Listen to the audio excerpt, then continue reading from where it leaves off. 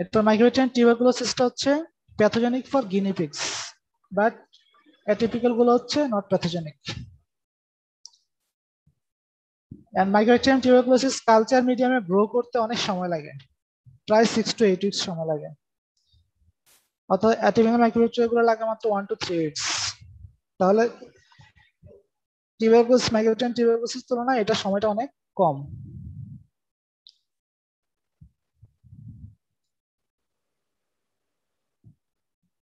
they do not disease in healthy persons, অর্থাৎ atypical microbacteria যেগুলো সেগুলো হেলদি পার্সনের ক্ষেত্রে ডিজিজ করতে পারে না, কিন্তু মাইক্রোব্যাকটেরিয়াম টিউবারকুলোসিসটা পারে।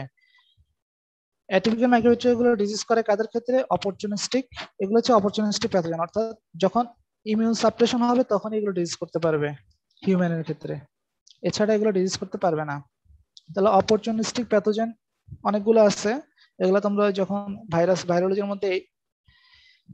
হ্যাঁ মাহমুদ বলো। স্যার এই যে অ্যাটিপিক্যাল গুলো স্যার এনভায়রনমেন্টে থাকে, আর যেটা হ্যাঁ মাইক্রোব্যাকটেরিয়াম টিউবারকুলোসিস তো ওটা মানুষের মধ্যে কেমনে আসে? ওটা তো হিউম্যান টু হিউম্যান ট্রান্সফার হয়। কন্টাক্ট না আসলে তাহলে টিবি হবে না? কন্টাক্ট, হ্যাঁ না, কন্টাক্ট মানে হচ্ছে তোমার যে রেসপিরেটরি ড্রপলেটের মাধ্যমে হতে পারে, ঠিক আছে? ইউজুয়ালি রেসপিরেটরি আচ্ছা আচ্ছা। ড্রপলেটের মাধ্যমে, এগুলো যেহেতু রেসপিরেটরি ব্যাকটেরিয়া, এগুলো রেসপিরেটরি ড্রপলেটের মাধ্যমে, এই যে যেরকম এখন করোনা হচ্ছে আর কি, তো স্যার এক্সট্রা পালমোনারি টিবি গুলো কিভাবে স্টার্ট হয়? এই যে রেসপিরেটরি ড্রপলেটের মাধ্যমে যায় বডিতে ঢুকে। আচ্ছা, ওগুলো এক্সট্রা পালমোনারি বলা হয়েছে না? না না, রেসপিরেটরি যেটা, পালমোনারি মানে তো হচ্ছে ফুসফুসের যেটা না, হবে একটা সেটা। এক্সট্রা পালমোনারি টিবি আছে না? এক্সট্রা পালমোনারি আছে, সেটাও হতে পারে, সেটা হচ্ছে খাবার দাবারের মাধ্যমে হতে পারে। এক্সট্রা পালমোনারি যেমন ধরো খাবার দাবারের মাধ্যমে যদি তোমার পেটে চলে যায়, তাহলে সেক্ষেত্রে সেখান থেকে অ্যাবডোমিনাল টিবি হতে পারে, ঠিক আছে? তাহলে স্যার টিবি পেশেন্ট যদি কোনো খাবার বানায় ওই খাবার খাইলে তাহলে এক্সট্রা পালমোনারি হবে? ওটা বলা যায় না আসলে। স্যার তাহলে কি টিবি পেশেন্টের প্লেট বাসন সবকিছু আলাদা করে দিতে হবে নাকি? এটা হচ্ছে যখন টিবি ইনফেকশন ধরা পড়বে, এরপর হচ্ছে তোমার ড্রাগ স্টার্ট করার মনে হয় ইউজুয়ালি 2 মাস মনে হয় সময় লাগে। প্রথম 2 মাস হচ্ছে আলাদা থাকতে হয় আর কি, আলাদা সব প্লেট সব আলাদা রাখতে হয়। জি স্যার। আর এটা প্রথম দিকে হচ্ছে ইনফেকশনটা ছড়ানোর একটা সম্ভাবনা থাকে ইনফেকশনটা, কিন্তু পরবর্তীতে যখন ওই ড্রাগ স্টার্ট করে, একবার ড্রাগ স্টার্ট করার পরে ড্রাগটা যখন কাজ করা শুরু করে, তখন আস্তে আস্তে তখন সে স্বাভাবিক ভাবে চলতে পারবে। আর তখন আর আলাদা থাকতে হবে না আর কি, তখন সে রোগটা ছড়াতে পারবে না, কিন্তু প্রথম দিকে ছড়াতে পারে। এটা এক্স্যাক্টলি আমার টাইমটা মনে নাই কতদিন।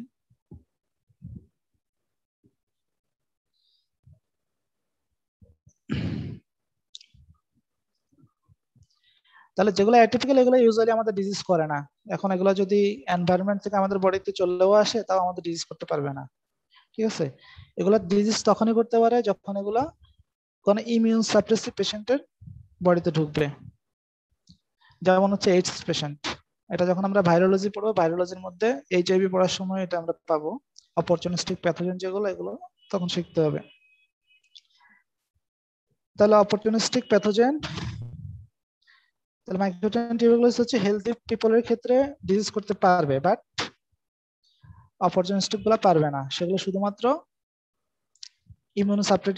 ইমিউনোসাপ্রেসিভ পেশেন্টের ক্ষেত্রে ডিজিজ করতে পারবে।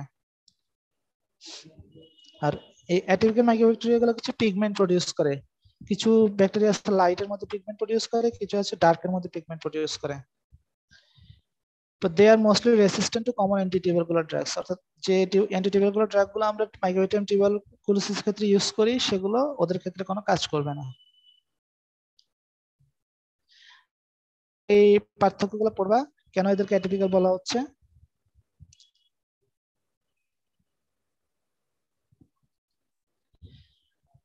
তাহলে এই অ্যাটিপিক্যাল গুলো আবার ক্লাসিফাই করা যায়। তাহলে অ্যাটিপিক্যাল গুলো can cause pulmonary disease resembling tuberculosis, অর্থাৎ এগুলো যে ডিজিজটা করবে, ইমিউনোসাপ্রেসিভ পেশেন্টের ক্ষেত্রে যে ডিজিজগুলো করবে, সেই ডিজিজগুলো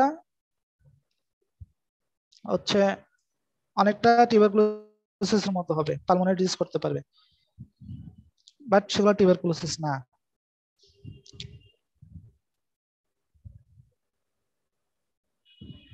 তাহলে এগুলোকে ভাগ করা হচ্ছে চারটা ক্যাটাগরিতে। একটা হচ্ছে গ্রুপ 1 বা ফটোক্রোমোজেন। ফটো মানে কি? লাইট। আলো স্যার। আলো। ফটো মানে হচ্ছে আলো। আর ক্রোমোজেন, ক্রোমো মানে তো হচ্ছে কালার, কালার। তাই না? তাহলে এগুলো হচ্ছে আলোর উপস্থিতিতে কালার প্রডিউস করবে। তাহলে যে produce yellow orange pigmented colony only when expose to light. তাহলে তারা যখন লাইটে এক্সপোজড হবে তখন শুধুমাত্র কালার প্রডিউস করবে। তার নাম থেকে আমাদের সংজ্ঞা জানা হয়ে যাচ্ছে ফটোক্রোমোজেন। তাহলে তারা আলোর উপস্থিতিতে কালার প্রডিউস করবে। তাহলে এটা এক্সাম্পল হচ্ছে মাইক্রোব্যাকটেরিয়াম কানসাসি, মাইক্রোব্যাকটেরিয়াম মারিনাম। গ্রুপটা হচ্ছে স্কোটোক্রোমোজেন। স্কোটো মানে হচ্ছে আলোহীনতা আর কি। তাহলে স্কোটোক্রোমোজেন, তাহলে তারা যখন আলো থাকবে না বা অন্ধকার থাকবে তখনই তারা কালার প্রডিউস করবে। They produce the pigment only in the dark. Mycobacterium Scrofulaceum. Group 3 হচ্ছে নন ক্রোমোজেন। তারা কালার থাকুক আর না থাকুক, ঠিক আছে, তারা হয়তো খুব সামান্য কালার প্রডিউস করবে অথবা করবে না। মানে আলো থাকুক আর না থাকুক তারা কালার করলেও খুব সামান্য করবে অথবা করবে না।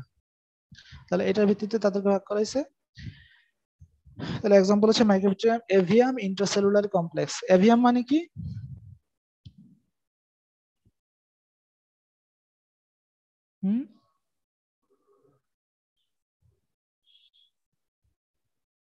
আমার কথা শোনা যাচ্ছে?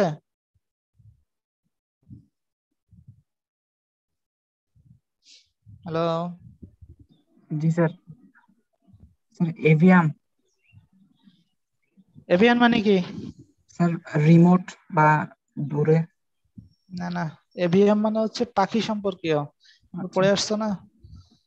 না স্যার পড়িনি। ইন্টারে পড়ছো? কি পড়ি নেই?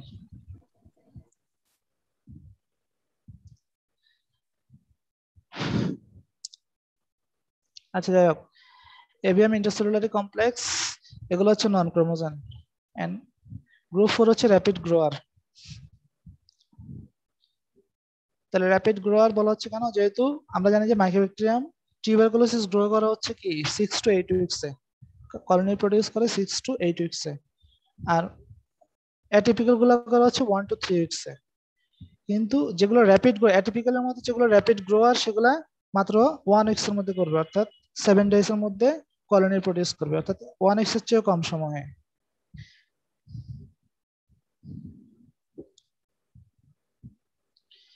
তাহলে চারটা category: photochromogen, scotochromogen, non chromogen and rapid grower.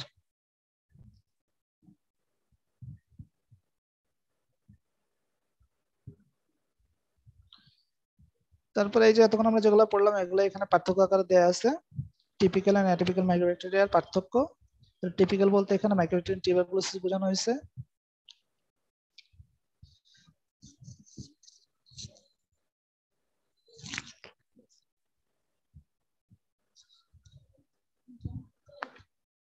আসসালামু আলাইকুম।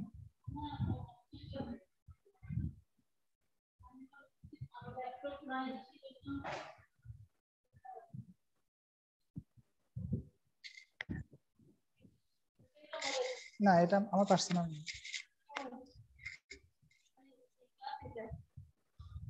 হ্যাঁ হ্যাঁ, আমার নিজের ক্লাস নিচ্ছি।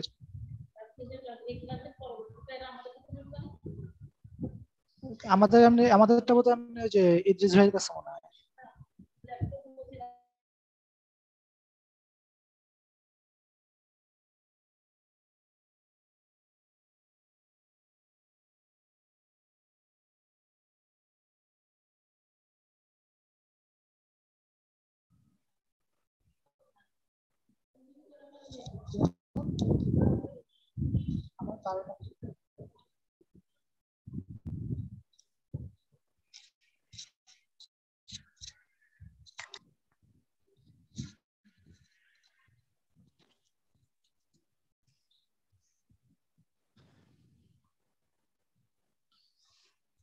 হ্যালো, কথা শোনা যাচ্ছে? জি স্যার। জি স্যার শোনা যাচ্ছে। আচ্ছা, তাহলে টিপিক্যাল অ্যাটিপিক্যাল পার্থক্যটা দেখে নিবা। এতক্ষণ যে পড়লাম এগুলোর মধ্যেই। এখন আসে morphology and cultural characteristics of Mycobacterium tuberculosis. তাহলে মরফোলজি হচ্ছে, এটা হচ্ছে rod shaped obligate aerobe, they do not form spores, অর্থাৎ non spore forming. Obligate aerobe অর্থাৎ তারা অক্সিজেনের অনুপস্থিতিতে তারা বাঁচতে পারবে না, অর্থাৎ অক্সিজেন তাদের লাগবেই। ঠিক আছে, এটা হচ্ছে অব্লিগেট অ্যারোব। দে নাইদার গ্রাম পজিটিভ নর গ্রাম নেগেটিভ, তারা গ্রাম পজিটিভও না গ্রাম নেগেটিভও না, অর্থাৎ তারা গ্রাম স্টেন যেটা আমরা দেই গ্রাম স্টেন, সেই স্টেনটাই তারা নিবে না। স্টেন না নিলে তো আর পজিটিভ নেগেটিভের কোনো কথা আসতেছে না। দেয়া হচ্ছে অ্যাসিড, দে আর অ্যাসিড ফার্স্ট। থার্ড হচ্ছে দে গ্রো স্লোলি। তাহলে এখান থেকে ভাইবাতে একটা কোশ্চেন জিজ্ঞেস করে, সেটা হচ্ছে তাদের অর্থাৎ মাইক্রোব্যাকটেরিয়াম যে কালচার, এই কালচারটা হতে এত সময় লাগে কেন? ইউজুয়ালি আমরা যে ব্যাকটেরিয়া গুলো কালচার করি, এগুলো কালচার হতে কতদিন লাগে? 2 থেকে 3 দিন সময়, তাই না? ক্ষেত্র বিশেষে হয়তো 4-5 দিন। বাট এই মাইক্রোব্যাকটেরিয়াম টিউবারকুলোসিস কালচার হতে লাগে 6 to 8 উইকস। এত লম্বা সময় কেন লাগে এটা জিজ্ঞেস করে ভাইবাতে। তাহলে এখানে বলতে হবে যে তাদের গ্রোয়িংটা হচ্ছে অনেক স্লো, অর্থাৎ তাদের ডাবলিং টাইম, অর্থাৎ একটা ব্যাকটেরিয়া থেকে 2টা ব্যাকটেরিয়া হইতে সময় লাগে হচ্ছে 18 ঘন্টা। তাহলে এভাবে 2টা থেকে 4টা আরো 18 ঘন্টা। তাহলে এইভাবে চিন্তা করতে থাকো। তাহলে একটা কলোনি প্রডিউস করতে তো কয়েক লক্ষ ব্যাকটেরিয়া লাগবে, তাহলে এই কলোনিটা প্রডিউস হইতে তাদের এই জন্য অনেক সময় লাগে।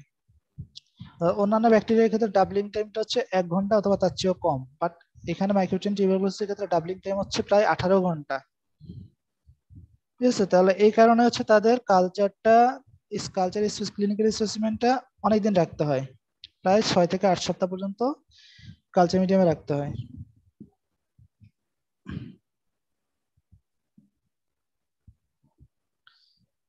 এরপরে Mycobacterium tuberculosis can be cultured in bacteriological media whereas Mycobacterium ল্যাবটা ক্যান নট, অর্থাৎ মাইক্রোব্যাকটেরিয়াম টিউবারকুলোসিসটা তারপরে কালচার করা যায়, বাট ল্যাবটা যেটা সেটা কালচারও করা যাবে না। The media used for its growth, Lowenstein-Jansen medium.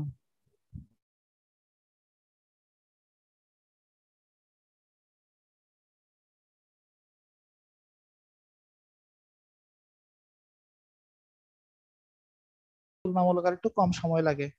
লোয়েনস্টাইন-জনসন medium, এটাতে হচ্ছে তোমার উপাদানগুলো একটু বেশি থাকে, কালচার করতে তার যে উপাদানগুলো দরকার সেই উপাদানগুলো এই মিডিয়াতে পরিমাণে থাকে। ঠিক আছে, কমপ্লেক্স নিউট্রিয়েন্টস যেমন হচ্ছে এগ ইয়ক, বিভিন্ন ধরনের ডাই, এগুলো থাকে। তাহলে এই ধরনের উপাদানগুলো বেশি থাকার কারণে তখন এখানে কালচারটা আরেকটু দ্রুত হয়। The dyes inhibit the unwanted normal flora present in the sputum sample, অর্থাৎ যে স্যাম্পলটা দেওয়া হয় স্পুটাম স্যাম্পল কালচার করার জন্য, সেখানে তো তোমার নর্মাল ফ্লোরাও থাকে অনেক, সেই নর্মাল ফ্লোরা গুলোকে কালচার হতে বাধা দেবে।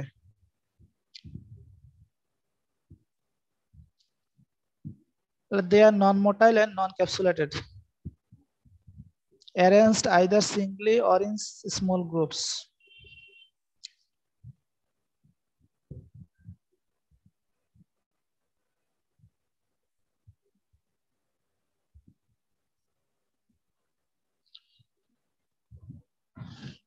তাহলে এখন বলতে পারবা তো কেন মাইক্রোব্যাকটেরিয়াম কালচার হতে এত বেশি সময় লাগে? জি স্যার। জি স্যার।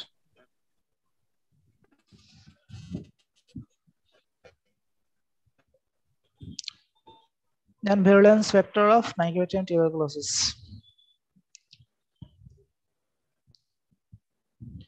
তাহলে ওর কিছু ভিরুলেন্স ফ্যাক্টর আছে, cord factors, sulfatides, lipoarabinomannan, heat shock protein, exported repetitive protein.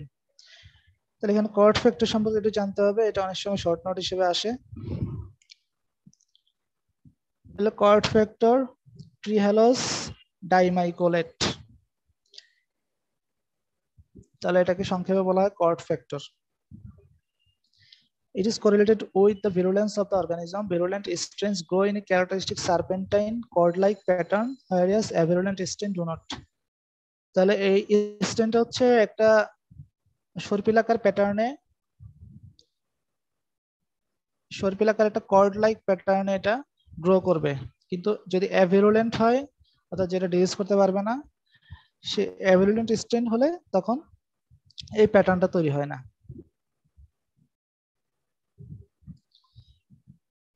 এছাড়া আছে সালফাটাইডস, LAM অথবা lipo অ্যারাবিনো Mannan, hit shock protein, exported repetitive protein. তাহলে ব্রেনডাউন সাইটগুলোর নামগুলো জানবা। এরপর আসো সাইটস অফ টিউবারকুলোসিস। টিউবারকুলোসিস কোথায় কোথায় হয়? ইউজুয়ালি আমরা দুই ভাগ করতে পারি, একটা হচ্ছে পালমোনারি টিবি আর একটা হচ্ছে extra pulmonary TB. Pulmonary TB কোথায় হবে? লাংসে। আর এক্সট্রা পালমোনারি টিবি অনেক জায়গায় হতে পারে। ইউজুয়াল সাইট গুলো হচ্ছে cervical lymph node, intestine, skin, এছাড়া বোনসে হয়, বাকিগুলা রেয়ার।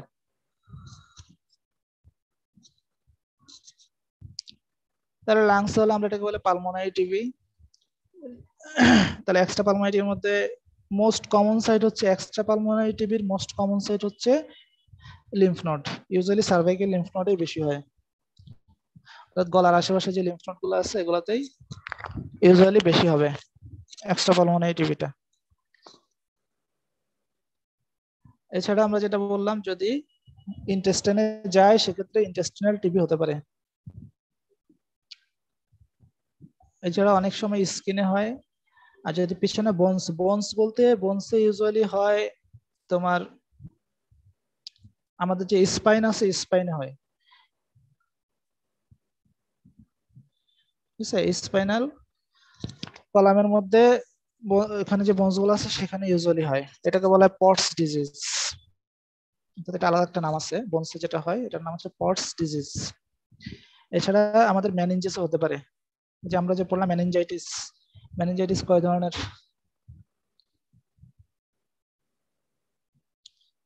কয় ধরনের বলছিলাম মনে আছে?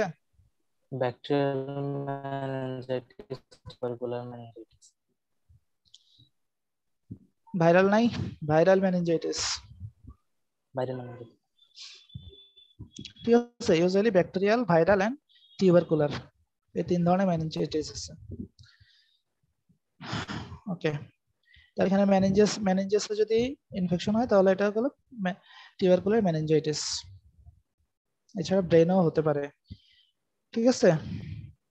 আর সেরাস ক্যাভিটি গুলা প্লুরা, পেরিটোনিয়াম, পেরিকার্ডিয়াম এগুলাতেও হতে পারে।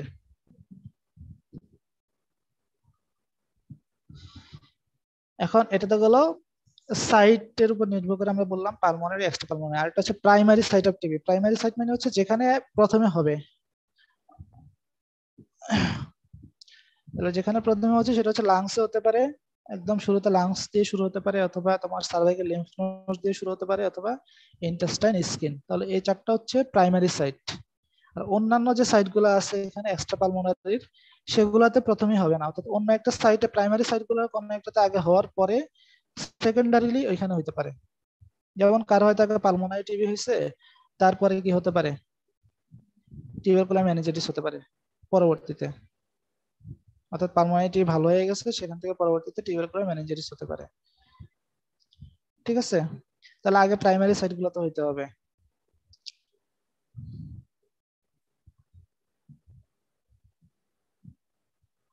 আচ্ছা, টিবি হয় না এমন কি কারণ আছে বলো তো? জি স্যার। টিবি হবে না এমন কি কি অর্গান আছে? Sir stomach, heart, cardiac muscle, skeletal muscle. হার্টে হবে না। হার্টে কেন হবে না? স্যার ওখানে স্যার মাল্টিপ্লাই করতে পারবে না, কারণ এখানে ডিরেক্ট বারবার ব্লাড ফ্লো হতে থাকে। হ্যাঁ, তাহলে হার্ট, লিভার, লিভারও হবে না, ঠিক আছে? হার্টে হবে না, লিভারে হবে না, স্প্লিনে হবে না। তাহলে মোটামুটি এই সাইট গুলাতে ইউজুয়ালি টিবি হয় না।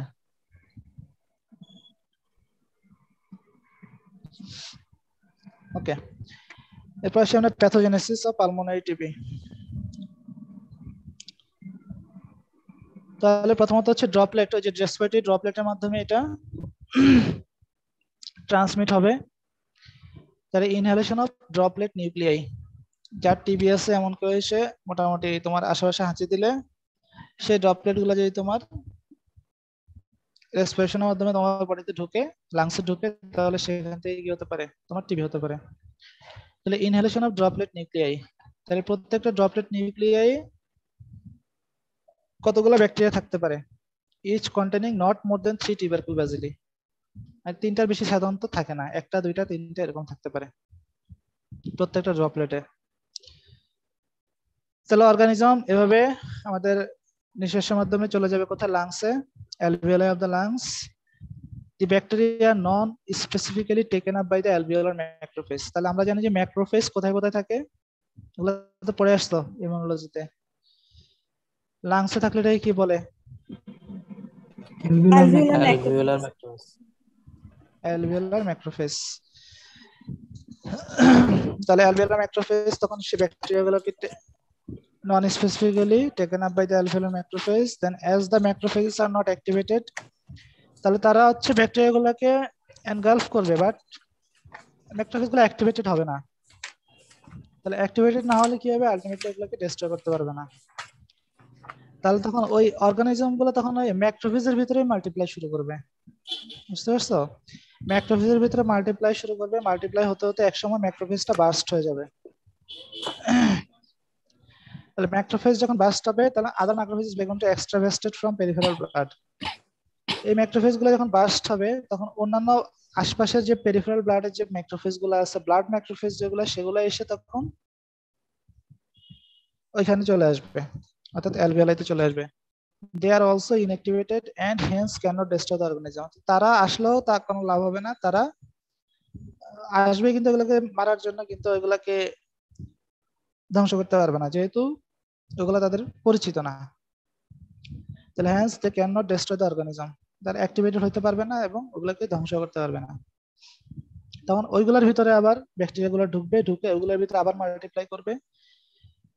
তাহলে এভাবে আস্তে আস্তে রিজনাল যে লিম্ফ নোড গুলো আছে, রিজনাল লিম্ফ নোড বলতে এখানে যদি ফুসফুস হয় সেক্ষেত্রে হচ্ছে হাইলার লিম্ফ নোড, ঠিক আছে? যদি ইন্টেস্টাইন হয় তাহলে ইন্টেস্টাইনাল লিম্ফ নোড। তাহলে এরকম রিজনাল লিম্ফ নোড গুলোতে স্প্রেড করবে, স্প্রেড করার পর সেখান থেকে লিম্ফেঞ্জাইটিস হবে, enlargement of the hilar lymph node, the primary Gons complex heal up and calcify to form Gons body.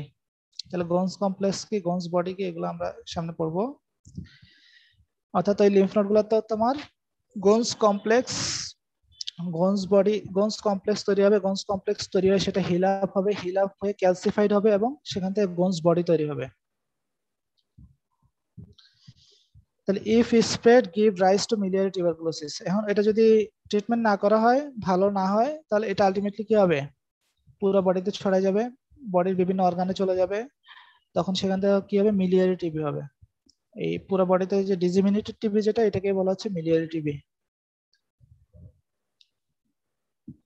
তাহলে এটা হচ্ছে প্রাইমারি ইনফেকশন। প্রাইমারি ইনফেকশনটা যদি আমরা শুরুর দিকে ভালো না করি, তাহলে সেক্ষেত্রে এটা কি হবে? মিলিয়ারি টিবিতে কনভার্ট হতে পারে। এখন ধরো প্রাইমারি টিবি কারো ভালো হয়ে গেল, কখনো একবার ভালো হয়ে গেল, ওষুধ টষুধ খাইলো, ভালো হয়ে গেল,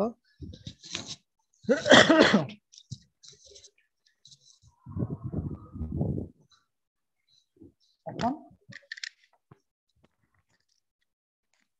টিবির যে জীবাণু,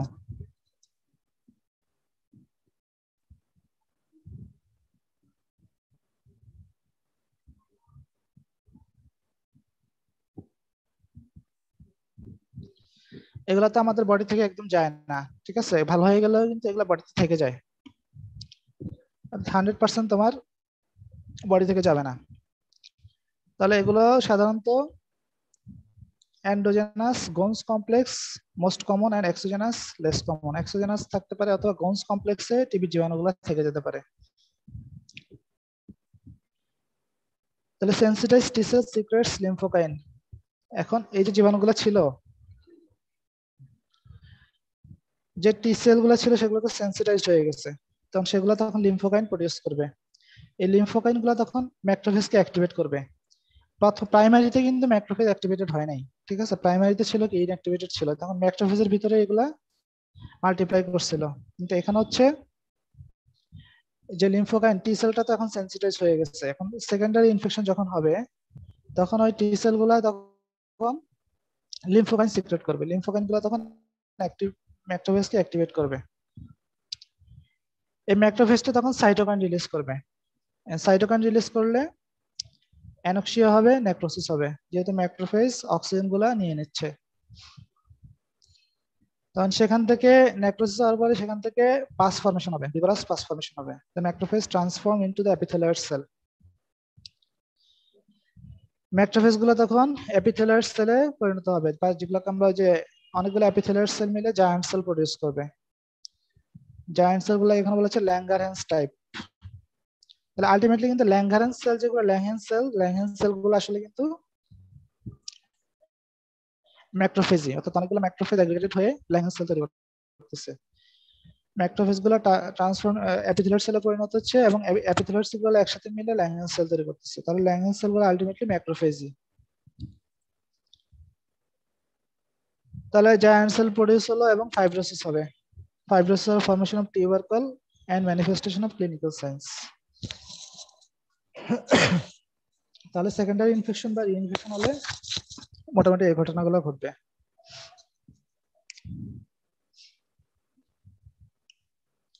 বুঝছো সবাই?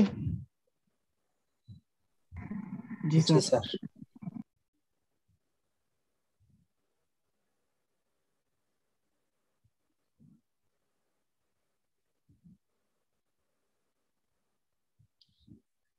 ওকে, এখানে ছবি আকারে দেওয়া আছে। টিউবারকুলাস ইনফেকশন হলো, তাহলে প্রাইমারি টিবি কাদের বেশি হয়, সেকেন্ডারি টিবি কাদের বেশি হয়? প্রাইমারি টিবি হবে ইউজুয়ালি চাইল্ডদের, ছোট বয়স অল্প বয়সী সাধারণত প্রাইমারি টিবিটা হয়। আর সেকেন্ডারি টিবি হবে ইউজুয়ালি অ্যাডাল্টদের অথবা ইমিউনো কম্প্রোমাইজড পেশেন্ট হইলে, অর্থাৎ তোমার আগে একবার টিবি হয়েছিল, তো এখন কোনো কারণে তোমার হয়তো কোনো কার্সিনোমা ডেভেলপ করছে, অথবা যে কোনো কারণে, যে করোনা হইতে পারে, করোনা থেকেও টিবি হয়ে যেতে পারে। করোনাতে কি হয়, ইমিউন সাপ্রেশন হয় না? তাহলে কারো করোনা হলো, করোনা হয়ে মোটামুটি ইমিউন সাপ্রেশন হয়েছে, করোনা ভালো হয়ে গেলে সেখান থেকে আবার টিবি হতে পারে, যেহেতু তার টিবি আগে একবার টিবি হয়েছিল, সেখান থেকে টিবি জীবাণুগুলা অ্যাগ্রেভেট করে সেখান থেকে আবার টিবি হতে পারে। তাহলে সেকেন্ডারি টিবি গুলো হয় সাধারণত ওল্ড এজে এবং ইমিউনোসাপ্রেসিভ পেশেন্টের ক্ষেত্রে, বাট প্রাইমারি টিবিটা হয় ইউজুয়ালি চাইল্ডদের ক্ষেত্রে। তাহলে প্রাইমারি টিবি হলে গনস ফোকাস তৈরি হবে। গনস ফোকাস ইউজুয়ালি যে লোয়ার লোবে হয়, ছবি দেওয়া আছে দেখো, লোয়ার লোবে। এটার ফেট কি কি হতে পারে, অর্থাৎ প্রাইমারি টিবির ফেট কি হতে পারে? হিলস বাই ফাইব্রোসিস, হিল হয়ে যেতে পারে, হিলিং ফাইব্রোসিসের মাধ্যমে হিলিং হয়ে যেতে পারে। আরেকটা হচ্ছে প্রোগ্রেসিভ লাং ডিজিজ, যদি ইমিউনোসাপ্রেসিভ পেশেন্ট হয়, এইচআইভি বা ম্যালনিউট্রিশন থাকে, সেক্ষেত্রে প্রোগ্রেসিভ লাং ডিজিজ চলে যেতে পারে। অর্থাৎ থার্ডলি হতে পারে সিভিয়ার ব্যাকটেরিমিয়া হতে পারে। ফোর্থ হচ্ছে লিম্ফেটিক অর হেমাটোজেনাস ডিসেমিনেশন। তাহলে একটা হচ্ছে হিলিং হয়ে যেতে পারে। হিলিং হলে ডিলেড হাইপারসেনসিটিভিটি হয়ে টিউবারকুলিন স্কিন টেস্ট পজিটিভ আসবে। যদি হিলিং হয় সেক্ষেত্রে কোন ধরনের হাইপারসেনসিটিভিটি হবে? টাইপ 4 হাইপারসেনসিটিভিটি বা ডিলেড হাইপারসেনসিটিভিটি বলে যেটা আমরা, সেটা। তাহলে সেক্ষেত্রে আমরা যে টিউবারকুলিন টেস্টটা পজিটিভ পাবো। ইমিউনোলজিতে পড়ছিলাম, মনে আছে কিনা?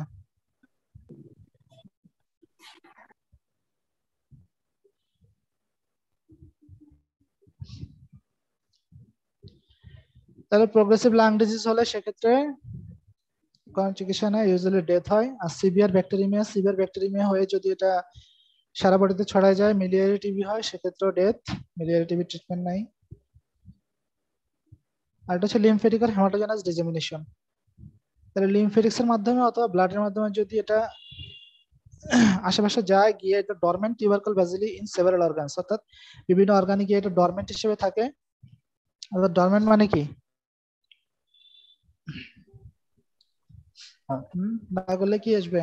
সুপ্ত অবস্থায় থাকবে স্যার।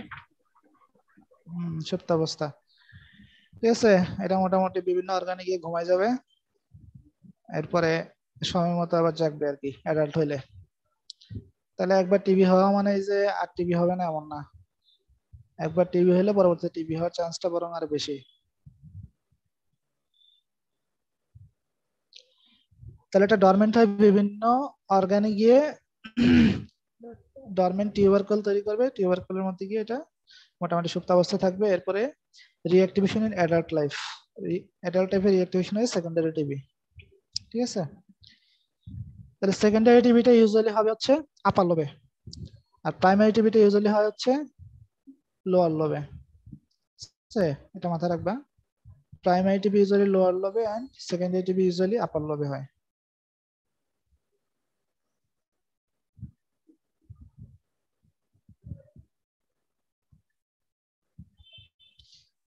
এখন আসি what is Ghon's focus and Ghon's complex.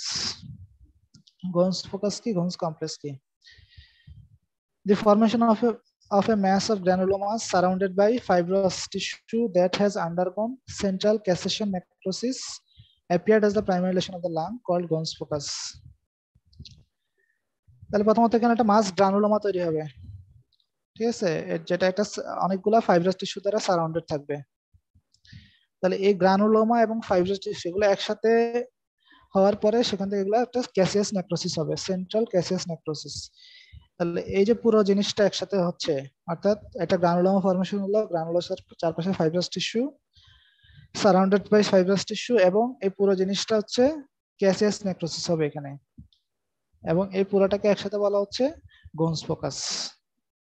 এটা হচ্ছে লাংসের প্রাইমারি লেশন।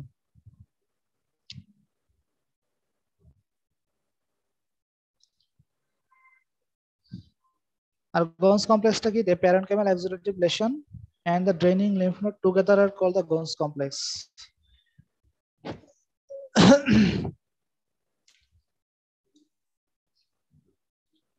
তাহলে এই যে গোন্স ফোকাসের যে লেশনটা তৈরি হবে, এই লেশনটা প্লাস যে আশেপাশে যে ড্রেনিং লিম্ফ নোড গুলো আছে এগুলাকে একসাথে বলা হচ্ছে গোন্স কমপ্লেক্স।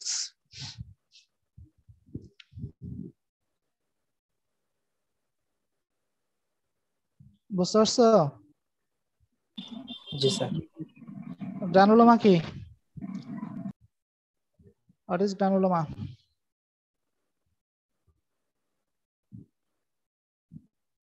প্যাথোলজিতে পড়ছো না?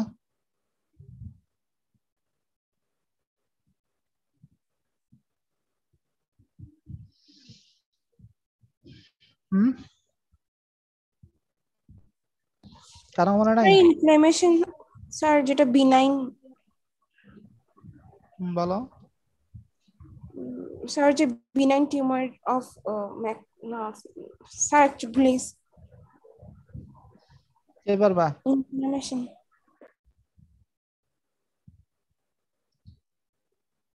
ঠিক আছে, এটা আমি নেক্সট দিন আইটেমের সময় ধরবো।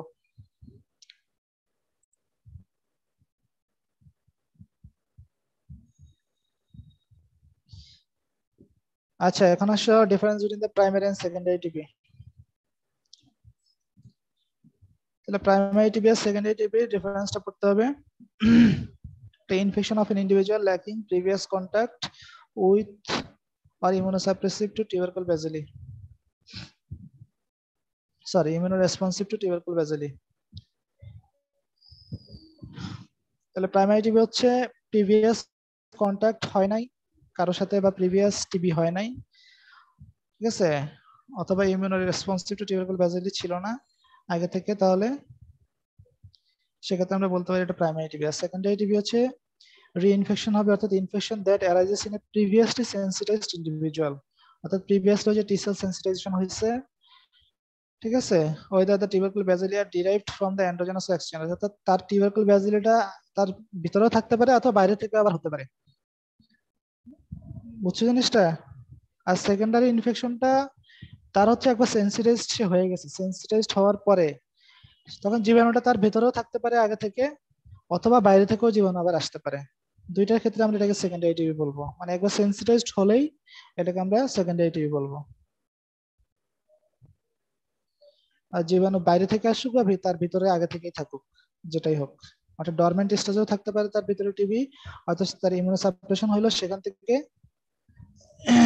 রিইনফেকশন হলো, অথবা তার কোনো ডরমেন্ট স্টেজ ছিল না, থাকলেও খুব সামান্য, তার আবার বাইরে থেকে অক্সিজেনের সোর্স থেকে তার আবার টিবি হলো, ঠিক আছে, কিন্তু তার আগে একবার সেন্সিটাইজেশন হয়েছিল, অর্থাৎ আগে একবার টিবি হয়েছিল, সেক্ষেত্রে আমরা এটাকে বলবো সেকেন্ডারি টিবি। তাহলে primary TB always exogenous source থেকে হবে, but secondary TB exogenous source থেকে হতে পারে, এন্ডোজেনাস সোর্স থেকে হতে পারে। ইউজুয়ালি প্রাইমারি টিবিটা কোথায় হবে? Lower part of the upper lobe or upper part of the lobe. bilateral or multiple foci are very infrequent.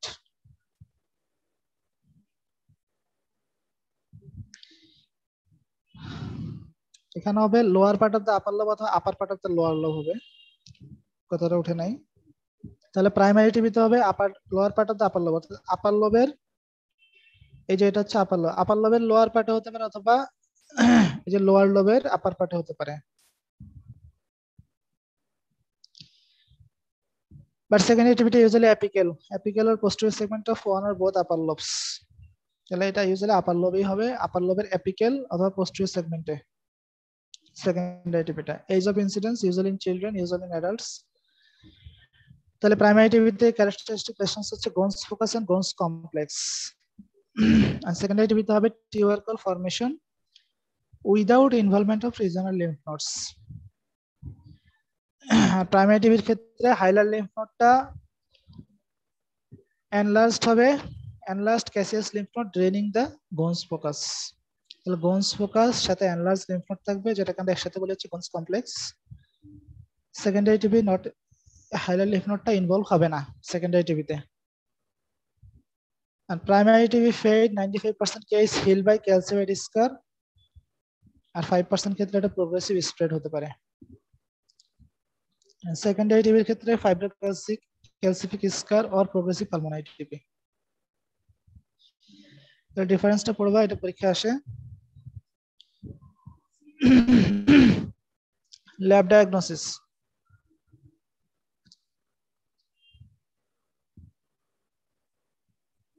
তাহলে প্রাইমারি পালমোনারি টিবির ক্ষেত্রে আমরা ইউজুয়ালি স্পুটাম স্যাম্পল নেব।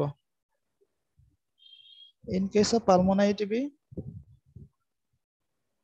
স্পুটাম স্যাম্পল নেব। স্পুটাম স্যাম্পল নিয়ে আগে নেওয়া হয়তো 3টা স্যাম্পল, এখন ইউজুয়ালি 2টা স্যাম্পল নেওয়া হয়। এটা হচ্ছে আর্লি মর্নিং স্যাম্পল। আগে 3টা স্যাম্পল নিতে, অর্থাৎ তুমি ঘুম থেকে উঠে একদম আর্লি মর্নিং স্যাম্পল মানে তুমি ঘুম থেকে উঠে নিজেই একটা স্যাম্পল নিবা। ঘুম থেকে উঠে নিজেই একটা কোটা দিয়ে রাখবে তোমাকে আগে থেকে। ওই কোটার মধ্যে এরকম জিজ্ঞেস করবে কিন্তু ভাইবাতে কিভাবে স্যাম্পলটা নিবা, এটা শোনো মনোযোগ দিয়ে। অর্থাৎ আগে নেওয়া হয়তো 3টা, এখন ইউজুয়ালি 2টাই নেওয়া হয়। অর্থাৎ তুমি ঘুম থেকে উঠে একটা স্যাম্পল নিজেই নিবা, আর্লি মর্নিং স্যাম্পল বলে এটাকে।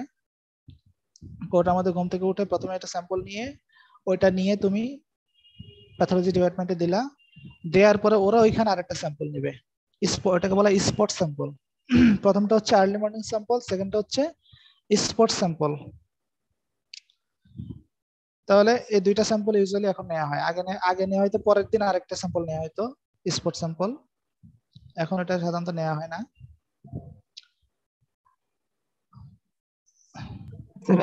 আর্লি মর্নিংটা কিভাবে নিবে স্যাম্পলটা? তুমি নিজেই নিবা, কাশি দিয়ে কফ বের করবা, কফ বের করে সেই কফটা কোটাতে, কোটার মধ্যে কফটা রাখবা আর কি। আরেকটা হচ্ছে তুমি কফটা নিয়ে ওদের কাছে যাওয়ার পরে ওরা ওইখানে ওই স্পটে আরেকটা স্যাম্পল তোমার থেকে নেবে, ওটাকে বলা হচ্ছে স্পট স্যাম্পল।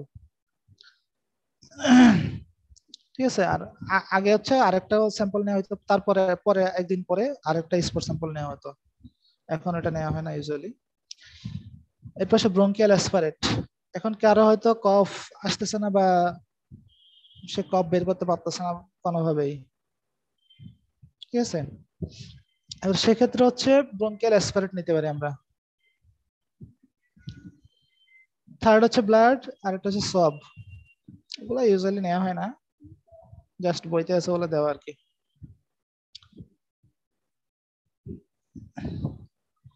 তাহলে মাইক্রোসি এক্সামিনেশন আমরা স্টেনিং করবো কোথায়? জিল নেলসন স্টেইনিং, ঠিক আছে। আগে করতাম আমরা গ্রাম স্টেনিং, এখানে করবো আমরা জিল নেলসন স্টেইনিং। তাহলে জিল নেলসন স্টেইনিং এখানে আমরা কি পাবো? Mycobacterium tuberculosis appeared as straight or slight curved rods. এটাকে করতে পারে dark ground elimination. Dark ground elimination কোথায় ছিল?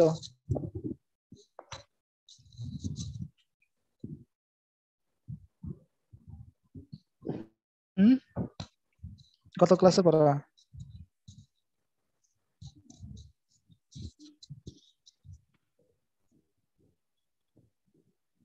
এবার কারো মনে নাই?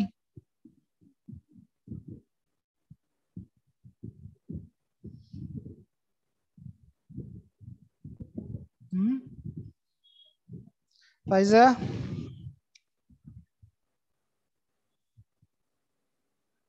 আমার কথা কি শোনা যাচ্ছে? জি স্যার, শোনা যাচ্ছে। হ্যাঁ বলো। ডার্ক গ্রাউন্ড ইলিমিনেশন আমরা আর কোথায় করছি? কোন অর্গানিজমের ক্ষেত্রে করছিলাম?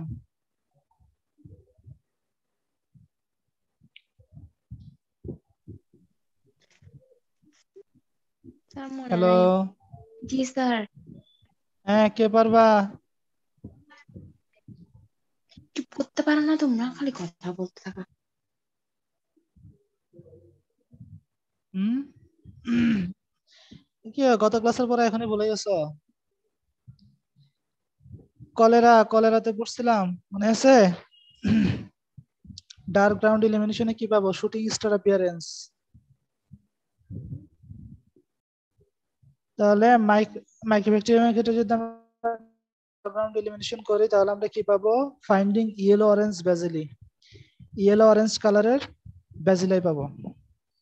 আর এটা হচ্ছে ফ্লোরেসেন্স মাইক্রোস্কোপি। এখানে আমরা স্টেন করব অরামিন অথবা রোডামিন, অরামিন অর রোডামিন স্টেন। এটা হচ্ছে ফর র্যাপিড স্ক্রিনিং পারপোজ। এছাড়া আমরা করতে পারি isolation and identification from culture. তাহলে হচ্ছে লোয়েনস্টেইন জেনসেন মিডিয়াম। তাহলে এখানে স্টেনিং কি দিয়ে করি আমরা? জেল নেসেল স্টেনিং, এটা অবশ্যই বলতে হবে। আর এটা হচ্ছে লোয়েনস্টেইন জেনসেন মিডিয়াম। এখানে incubation at 37 degree Celsius for 6 to 8 week aerobically most commonly done. এছাড়া আরো দুটা মিডিয়াম আছে, এগুলোতে করা যেতে পারে Dubos solid medium, Middlebrook medium. Immunological test যেটা করি আমরা টিউবারকুলিন টেস্ট বা ম্যানটক্স টেস্ট, এটা কোথায় করে? টিউবারকুলিন টেস্টটা কোথায় করে?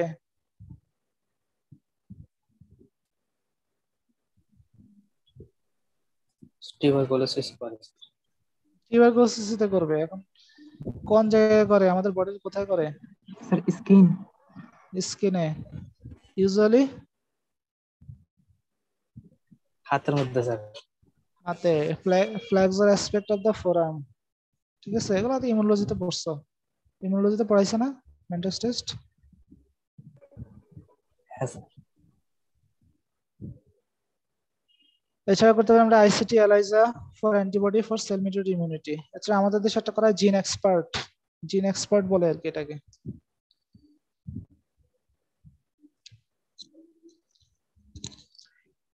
এছাড়া করতে nucleic acid base technique PCR.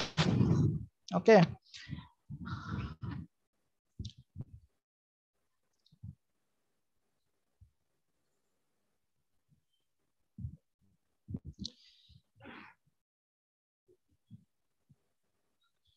ঠিক আছে, আজকে পর্যন্ত থাকুক। নেক্সট দিন আমরা বাকিগুলো পড়বো।